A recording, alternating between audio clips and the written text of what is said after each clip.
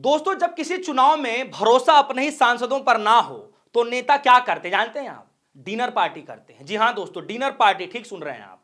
और इस बार उपराष्ट्रपति का चुनाव होना है, मोदी जी और अमित शाह जी वही करने जा रहे हैं।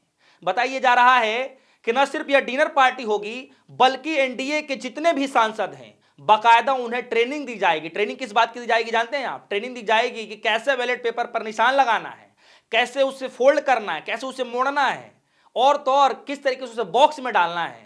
इस तरीके की ट्रेनिंग दी जाएगी दोस्तों। मतलब बताया ये जा रहा है, पर्दे के पीछे क्या चलेगा मैं आपको आगे बताऊंगा। अब जरा सोचिए कि जिस पार्टी के सांसद 3-3 बार सरकार बना चुके हों, जो खुद दुनिया की सबसे बड़ी पार्टी कहते हैं खुद को, उन्हें वोट डालने की ट्रेनिंग दी जा रही है दोस्तों। मुझे तो ये ताजुब हो रहा है, ये सुनकर हैरानी हो रही है मुझे तो ये लग रहा है कि शायद अमित शाह जी को और मोदी जी को इस बात की भनक लग गई है, शायद उनको भरोसा ही नहीं रह गया अपने सांसदों के ऊपर। इसीलिए ये डिनर पार्टी के हवाला दे करके, डिनर पार्टी को फ्रंट पर रख करके पीछे से जो है पूरी रणनीति तैयार की जा रही है दोस्तों। यानी असल में जो डर है, खास तौर पर गुजरात लॉबी को, मोदी जी को, अमित शाह को, कि कहीं ये क्रॉस वोटिंग ना हो जाए दोस्तों। इसीलिए जो एनडीए के सांसद हैं उनको ये डर सता रहा है कि कहीं विपक्ष के जो उम्मीदवार हैं सुदर्शन रेड्डी, उन पर ये वोट ना डाल दें। और इसी बात का डर पूरे गुजरात लॉबी को सता रहा है दोस्तों। सबसे बड़ा सवाल है चंद्रबाबू नायडू को लेकर कि चंद्रबाबू नायडू भले ही उनकी बैसाखियों के सहारे मोदी जी की सत्ता टिकी हुई है, लेकिन फिर भी चंद्रबाबू नायडू को लेकर इसलिए डर सता रहा है क्योंकि सुदर्शन रेड्डी के वो काफी करीबी दोस्त भी माने जाते हैं। सुदर्शन रेड्डी कौन है आपको पता है? इंडिया अलायंस के उम्मीदवार, उपराष्ट्रपति के उम्मीदवार सुदर्शन रेड्डी साहब, और नायडू के काफी करीबी दोस्त माने जाते हैं, पुराने दोस्त माने जाते हैं दोस्तों। और यही डर पूरी गुजरात लॉबी को एनडीए के अंदर ये कहीं ना कहीं डर सता रहा है कि कहीं एनडीए की गाड़ी खाई में ना चली जाए, कहीं ये गलती ना हो जाए दोस्तों। और इसीलिए डर इस कदर सता रहा है कि इस बार डिनर पार्टी बुला ली गई है। डिनर पार्टी का यूं कहें कि नाटक किया जा रहा है, क्योंकि मोदी जी इस पूरे डिनर को जो है बता रहे हैं कि दावत देने वाले हैं।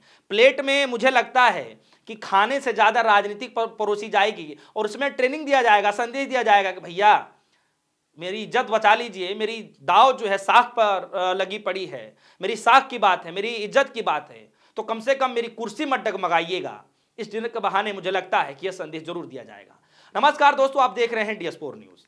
दोस्तों, सवाल है कि अगर सब कुछ इतना ही मजबूत है जो दावा किया जाता है, तो फिर यह डर किस बात का है बताइए? ट्रेनिंग क्यों दी जा रही है? ट्रेनिंग का तो मुझे लगता है कि ये कोई फिट ही नहीं बैठता किसी तरीके से कि किसी सांसद को आप ट्रेनिंग देंगे कि किस तरीके से चुनाव होता है, किस तरीके से उस पर मुहर लगाई जाती है, किस तरीके से फोल्ड किया जाता है, किस तरीके से बैलेट पेपर उसमें बॉक्स में डाला जाता है। मतलब परे है, बिल्कुल समझ से परे है दोस्तों। यानी इसके पीछे का माजरा कुछ और ही चल रहा है। यानी यह साफ साफ संदेश दिखा रहा है कि मोदी साहब को यह डर सताने लगा है, और यह असल में डर विपक्षी पार्टियों से नहीं है। गुजरात लॉबी के अंदर असल में जो डर है उनके घर में ही है, अपने ही जो सांसद है उनसे डर सता रहा है मोदी जी को, और खास तौर पर जो है अमित शाह जी को। जरा ये तस्वीर देखिए, इस तस्वीर में खबर क्या आई है, ये खबर क्या निकल करके आई है, पहले आप खबर देखिए। देखिए, इस खबर में यह बताया गया है कि उपराष्ट्रपति का चुनाव जो है 100% वोटिंग के लिए एनडीए सांसदों को ट्रेनिंग जाएगी। बैलेट पर निशान लगाना है किस तरीके से, मोड़ करके बॉक्स में डालना कैसे है वो सिखाया जाएगा। और इस चुनाव से पहले, मतदान से पहले मोदी जी इसको डिनर देने जा रहे हैं। मतलब ये खबर बनाई गई है दोस्तों, ये खबर आप देख रहे हैं। सबसे बड़ी बात है दोस्तों, डिनर इस बार अमित शाह नहीं दे रहे हैं, मोदी जी दे रहे हैं। इसके पीछे का लॉजिक क्या है मैं आपको बताऊंगा, लेकिन सबसे पहले आप ये समझिए कि अमित शाह जी इस डिनर को नहीं दे रहे हैं, मोदी जी दे रहे हैं। डिनर अमित शाह क्यों नहीं दे रहे हैं? क्योंकि अमित शाह ने पहले ही अपनी ताकत आजमा ली है सांसदों के ऊपर से, जो पूरी तरीके से वो फेल रहे थे। बताऊंगा, क्योंकि कॉन्स्टिट्यूशन क्लब ऑफ इंडिया का जब चुनाव होता है, जहां पर अमित शाह अपना कैंडिडेट को सामने रखते हैं, बालियान, संजीव बालियान साहब, और बागी बीजेपी के जो बागी सांसद होते हैं रूडी साहब, वो जीत जाते हैं। यानी बीजेपी के जो बागी सांसद है रूडी साहब वो जीत जाते हैं, और अमित शाह का जो कैंडिडेट होता है वो हार जाते हैं दोस्तों। तो इसीलिए ये डर है कि अमित शाह की बातें तो पहले ही सांसद नकार चुके हैं, उनके बोलने के बावजूद भी, फोन करने के बावजूद भी, प्रेशर डालने के बावजूद भी सांसद उनसे अलग हट करके वोट कर दिए, क्रॉस वोटिंग कर दिए। तो अमित शाह इस बार जोर नहीं आजमा रहे हैं, इस बार मोदी जी को फ्रंट पे लाया गया है, और मोदी जी इसीलिए डिनर पार्टी दे रहे हैं। तो यानी यह साफ हो गया है कि किस तरीके से पूरा पैटर्न तैयार किया जा रहा है। इस बार अमित शाह नहीं बिल्कुल, बल्कि जो है मोदी जी इस पूरे पैटर्न को तैयार कर रहे हैं। और इस पूरे प्रक्रिया को खुद अपने हाथों से देखना चाहते हैं, अपनी आंखों से देखना चाहते हैं, बनाना चाहते हैं। बताइए कि कोई 3 बार का सांसद हो, कोई 2 बार का सांसद हो, मंत्री पद पर हो, बड़े बड़े जो है नेता उसमें शामिल हैं, वोट देने जो जाएंगे, अब उनको वोट डालने की ट्रेन दी जा रही है। ये कुछ बात हजम नहीं हो रही है दोस्तों। मुझे लगता है कि मोदी जी अपनी ताकत देखना चाहते हैं मतदान से पहले, वोटिंग से पहले, इसीलिए वो डिनर दे रहे हैं और ये कहेंगे कि देखो भाई, अब तक आप लोगों ने जो किया, चलो वहां तक मैं सह लिया, लेकिन अब ये मेरी इज्जत की बात है, मेरी साख की बात है, कम से कम मेरी लाज रखो। कॉन्स्टिट्यूशन क्लब वाली जो गलती आप लोगों ने की है, कम से कम यहां गलती मत करना, मेरी फजीहत मत करवाना दोस्तों। तो साफ तौर पर दोस्तों ये डर साफ दिखाई दे रहा है कि यह तस्वीर जो बता रही है कि मोदी साहब चाहे जितना भी सत्ता में पकड़ बना लें, लेकिन जमीन पर कहीं ना कहीं यह संदेश जा रहा है कि भरोसा डगमगा चुका है। और दोस्तों एक बात और भी है कि लोकतंत्र का असली मजा यहीं पर आता है जहां नेता को हर पल यह डर सता रहा हो कि कहीं उनका अपना ही वोट जो है पलट ना जाए। और अब जरा इस बात पर गौर कीजिए कि एक वरिष्ठ पत्रकार हैं केपी मलिक साहब, इस डिनर पार्टी को लेकर के एक दिन पहले ही वो इतला कर चुके थे, बता चुके थे कि किस तरीके से डिनर पार्टी किया जाएगा। 8 सितंबर को डिनर पार्टी किया जाएगा। सबसे पहले आप देखिए वो ट्वीट में क्या कह रहे हैं। सूत्रों के हवाले से खबर है, ये खबर है कि क्या मोदी पर भारी पड़ रहा है नायडू का दाव। उपराष्ट्रपति चुनाव से इन पहले पीएम मोदी ने 8 सितंबर को एनडीए के नेताओं को डिनर पर बुलाया है। सूत्रों के मुताबिक नायडू के पैतरे और जगन रेड्डी से राजनाथ की बातचीत के बाद समीकरण बिगड़ने और क्रॉस वोटिंग की संभावनाओं का डर मोदी शाह को सता रहा है। इसी वजह से मोदी अब एनडीए के कुनबे में एकता साधने और गठबंधन की गांठें कसने की जुगत में जुट गए हैं। बहरहाल चुनावी डिनर डिप्लोमेसी की इस रणनीति को सियासी घमासान के बीच मास्टर स्ट्रोक माना जा रहा है।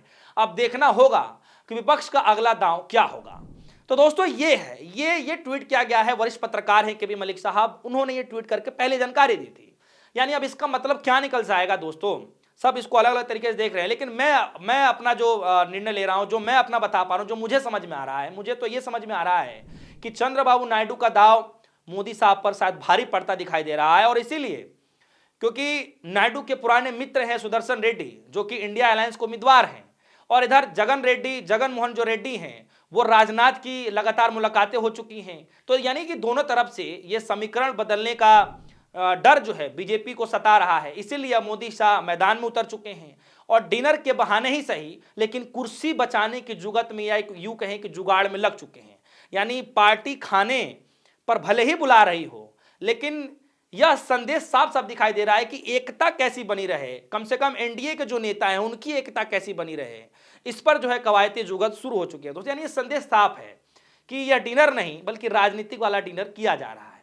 अब भाई मोदी जी तो यही चाहेंगे कि कम से कम इधर उधर अगर आपने वोट दे दिया तो मोदी जी की कुर्सी भी थोड़ी बहुत डगमगा जाएगी, और ऐसी गलती ना हो, ऐसी गलती नेता ना करें, इसीलिए इस तरीके की मीटिंग और इस तरीके का डिनर किया जा रहा है दोस्तों।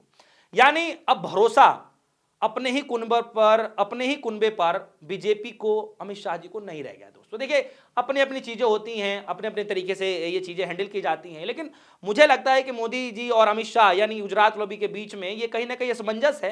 एक तो कॉन्स्टिट्यूशन क्लब वाला डर है, दूसरा चंद्रबाबू नायडू का डर है, और तीसरा आप देखेंगे कि एसआईआर की प्रक्रिया को लेकर कई सारे जो घटक दल हैं, चाहे बिहार की राजनीति से अगर आप जोड़ के देखें, नीतीश हैं, चिराग पासवान हैं, बहुत सारे जो लोग हैं वो कहीं ना कहीं जो है असमंजस में पड़े हुए हैं। क्योंकि भाई देखिए बिहार के अंदर चुनाव होना है, बिहार में राहुल गांधी की वो जो वोट अधिकार यात्रा निकली है, कल ही समापन हुआ है, तो कहीं ना कहीं ये डर जुगत में देखा जा रहा है कि हो सकता है कि जो बिहार के जो बड़े बड़े लोग हैं, जो बड़ी पार्टियां हैं, जो एनडीए घटक दल में हैं, चाहे वो नीतीश कुमार की पार्टी हो, चाहे वो तेजस्वी यादव, चाहे वो जो है चिराग पासवान की पार्टी हो, ये हो सकता है कि डील करें कि भैया आप मुझे कुछ बिहार में देंगे तो मैं इधर करूंगा, वरना मेरा रास्ता तो साफ है। तो यहां पर यह भी समीकरण देखा जा रहा है, चंद्रबाबू नायडू का अलग ही समीकरण देखा जा रहा है। तो बहुत सारी चीजें हैं दोस्तों, और उसी बीच में सुदर्शन रेड्डी दोस्त हैं, काफी करीबी पुराने दोस्त हैं,